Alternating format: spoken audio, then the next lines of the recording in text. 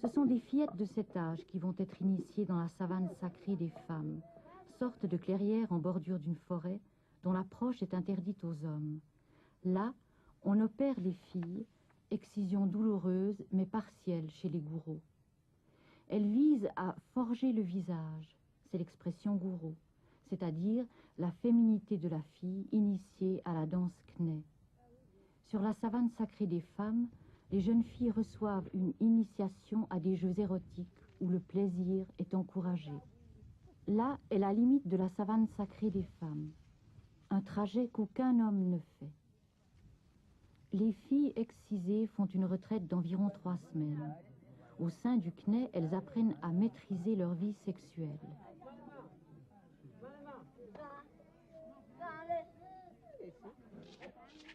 Cet instrument n'est joué que par des filles initiées. Guézou est responsable des rituels. Elle enseigne chant et science des plantes.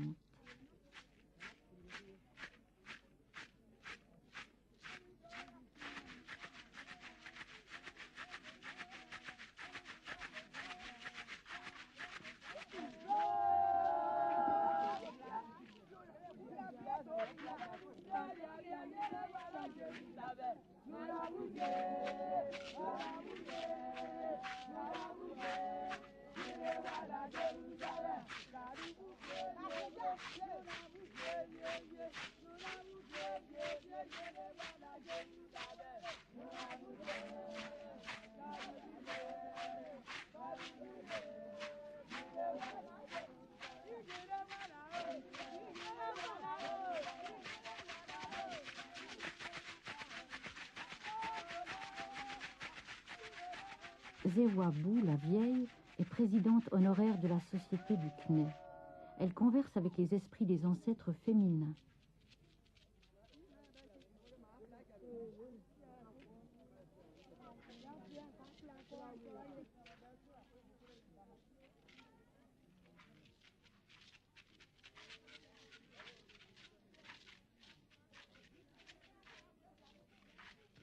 Zewabou signifie mère du Zewa, le masque le plus puissant des hommes, interdit à la vue des femmes.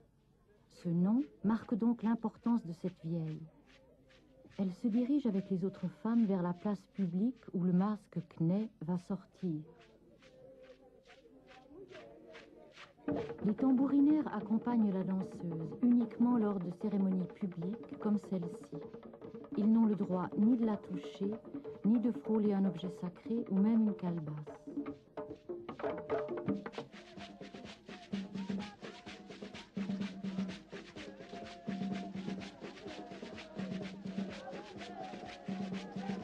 Guézou ouvre le passage à la danseuse qui arrive.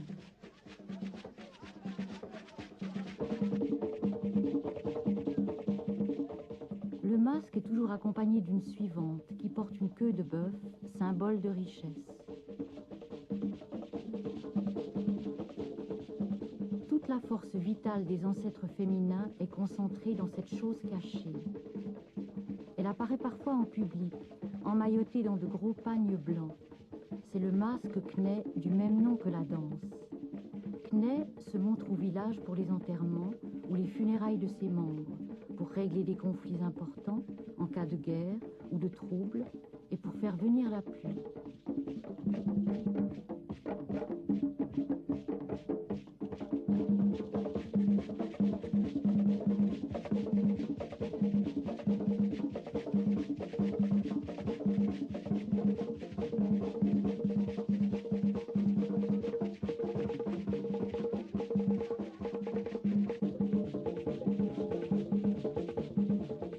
La femme qui porte le masque est possédée par lui.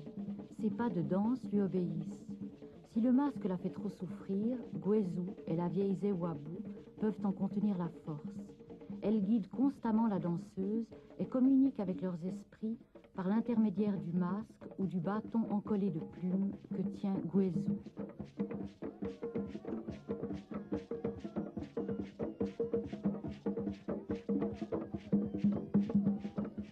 Quand le masque a fini de danser, Guézou, par un signe, le fait rentrer dans la case sacrée.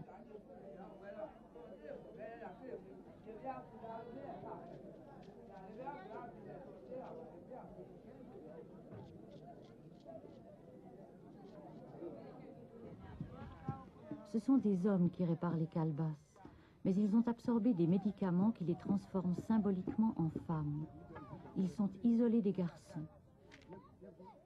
Les calebasses sont entourées d'un filet de coton dans lequel on noue les écorces d'un fruit de brousse qui frappent contre la calebasse et font un bruit caractéristique.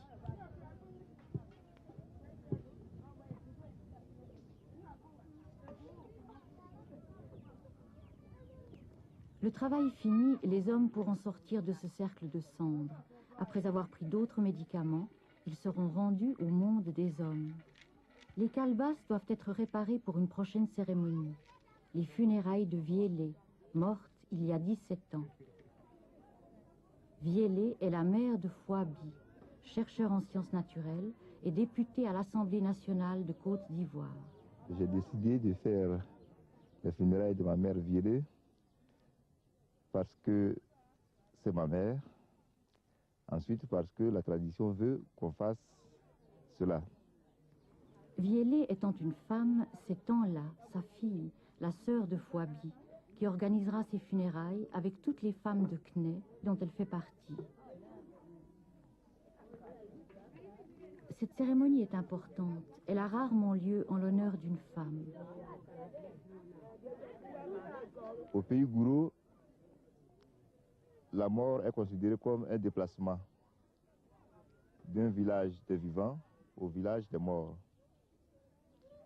Mon père ayant été introduit par ses funérailles dans le village des morts, je ne pouvais laisser ma mère sur la route. C'est la raison pour laquelle j'ai décidé de l'amener dans le village des morts. Voilà à peu près ce qui signifie les funérailles de ma mère. Pour les cérémonies, Tanla a chargé un homme de sa famille d'extraire le vin de palme d'arbres bien précis, ceux des ancêtres de sa famille paternelle. Cette boisson, appelée bangui en Côte d'Ivoire, est la sève d'un palmier. Ses racines profondes et sa haute taille en font le médiateur entre le monde des vivants et celui des morts. C'est la boisson destinée aux ancêtres. Les vivants la boivent de concert avec eux en versant quelques gouttes par terre.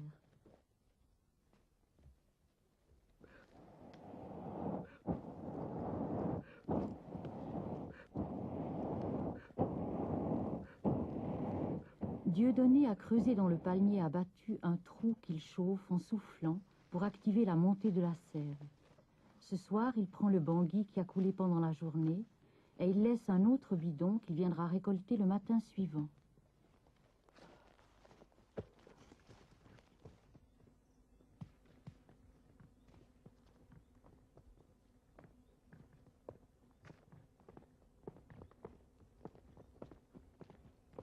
Dieudonné officie matin et soir au palmier.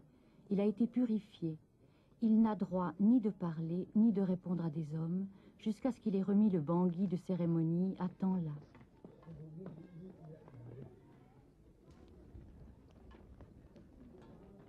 Ce vin de palme est destiné aux femmes du Kné pour les inviter à faire les funérailles de Viélé.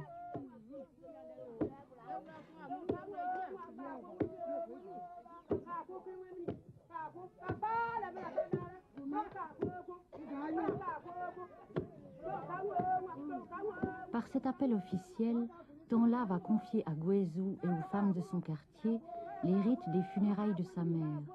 Membre de la société, ces funérailles lui donneront une plus grande importance au sein du groupe.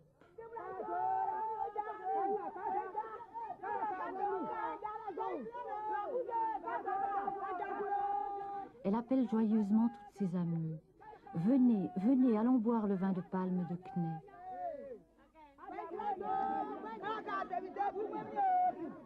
Ce vin est sacré. Guézou trace près de la maison paternelle de Tanla un cercle de cendres aussi inviolable que la case du Kné ou que la savane sacrée. Cette cérémonie apparemment spontanée est régie par des règles. Tanla présente le vin à Guézou. C'est à elle de l'offrir aux femmes et de leur annoncer les prochaines funérailles.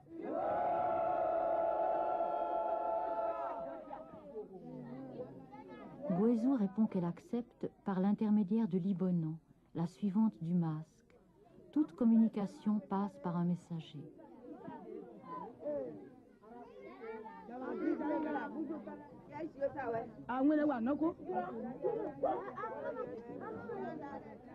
Chaque soir, elles boiront le vin de palme sacré.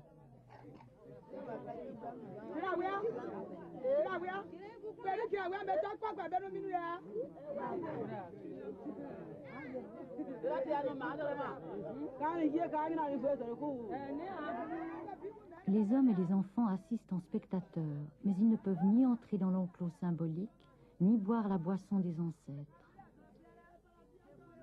La fête qui se déroule, en définitive, c'est une fête, puisque nous allons accompagner ma mère qui va revivre, qui va renaître dans un autre monde.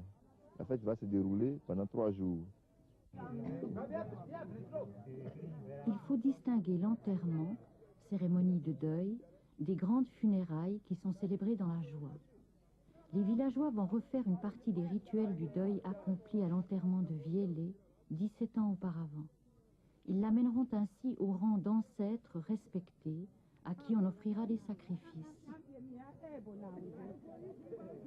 Des parents venus souvent de loin sont attendus. Il faudra les nourrir et les loger, ce qui exige un gros travail pour les épouses de la famille de temps-là et des préparatifs dans tout le village.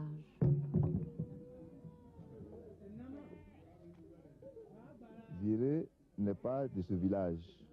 Elle est du village des Angofla. C'est la raison pour laquelle les gens des Angofla, qui sont ses frères et ses oncles, viendront chercher le prix de son corps. Mon père étant décédé, c'est moi qui vais payer ce prix. Ils viendront avec leur musique, ils viendront avec tout ce qu'ils ont dans la famille. Et pour demander ce prix de corps, ils doivent me donner un pagne. Et ce pagne, ce sera le souvenir, le dernier souvenir de ma famille maternelle.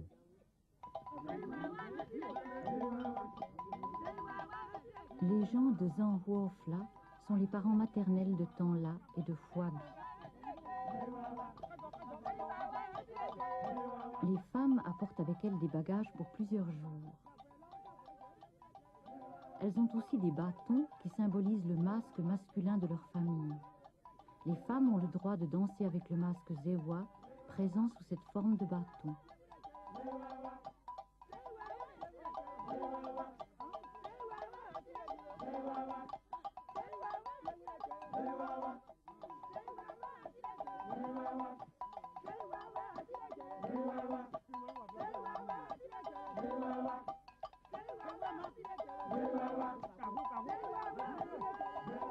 Tanla accueille les gens de Zanhuofla avec un poulet de sacrifice destiné à Zewa, le masque des hommes.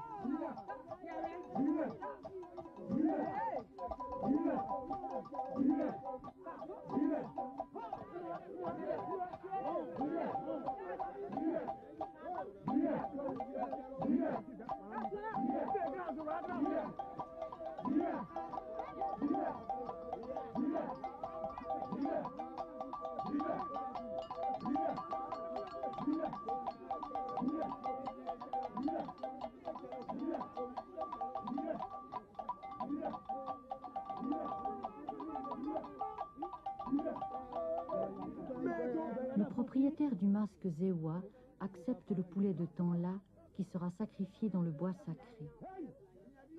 En acceptant ce poulet, le masque des hommes renonce à intervenir dans les funérailles de Viélé et remet ses pouvoirs aux femmes. Tanla le remercie.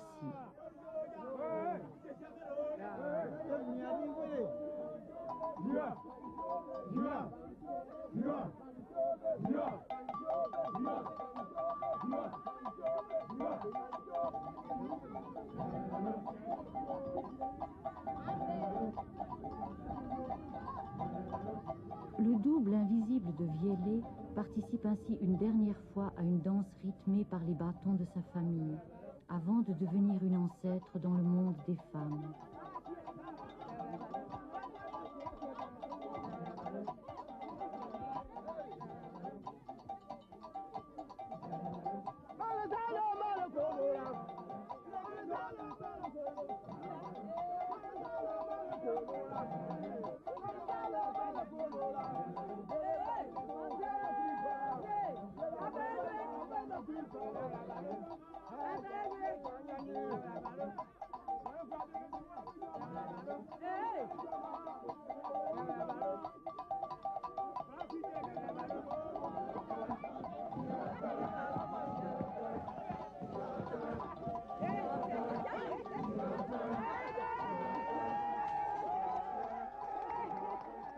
Jetés à la limite du village, ces insignes ne seront plus jamais utilisés.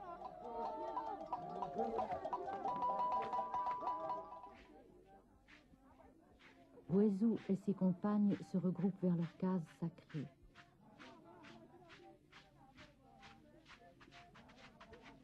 Au village, ce sont maintenant les femmes qui possèdent tous les droits.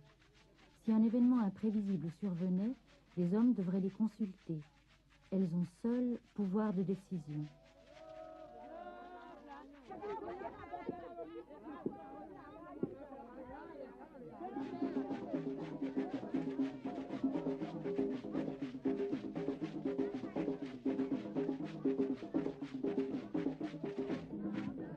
Sous la conduite de Guézou, le masque Kné, entouré de ses pagnes, se rend dans le quartier de Tanla et de Fouabi pour le temps des funérailles.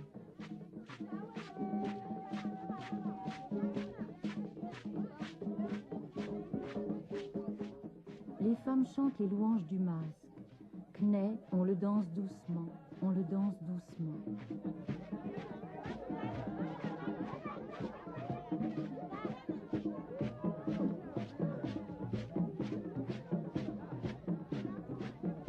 On lui a réservé une case où dormiront les responsables du masque et les jeunes filles qu'on emmènera prochainement sur la savane sacrée.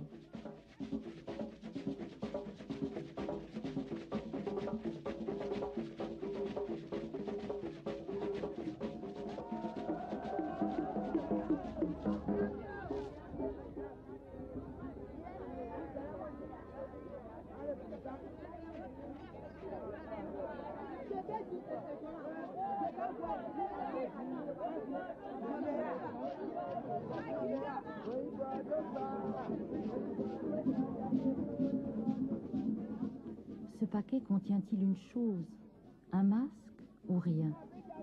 On ne le dévoile que de nuit ou sur la savane sacrée, en présence des seuls initiés. Pour les autres, il constitue un danger.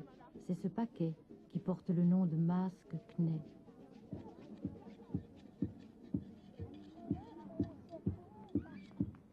Les cérémonies de ce jour terminées, les femmes reprennent leurs occupations quotidiennes qu'elles abandonnent tard le soir pour les reprendre au petit matin.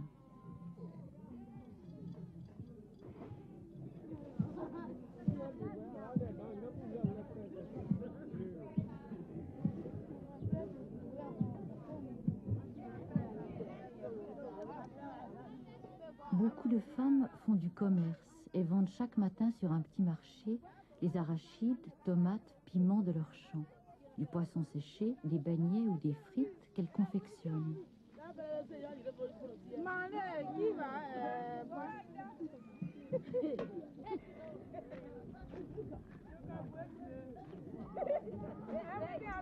Pendant les funérailles, les femmes sont libres de tout dire. Exubérantes et joyeuses, elles s'amusent à mimer l'acte sexuel.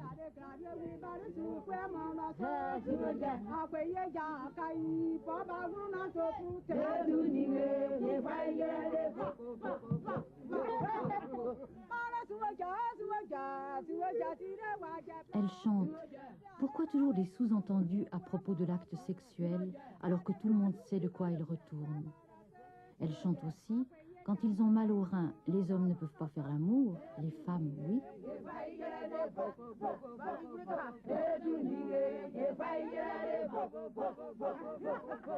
Les hommes n'ont pas le droit de répondre.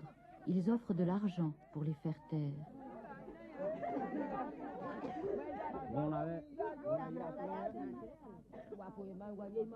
Ces femmes confectionnent un mannequin représentant le corps de Viélé en vue du rituel suivant, le zingli.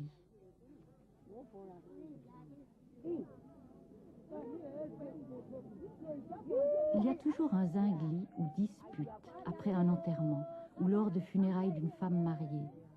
Ces zinglis expriment et liquident à la fois les tensions inévitables entre les épouses venues se marier au village et les filles qui y sont nées. À sa foif-là, Viellée était épouse. Son mannequin terminé, les filles du village chantent. Nénuphar, nénuphar, que la guerre passe et que l'homme vive.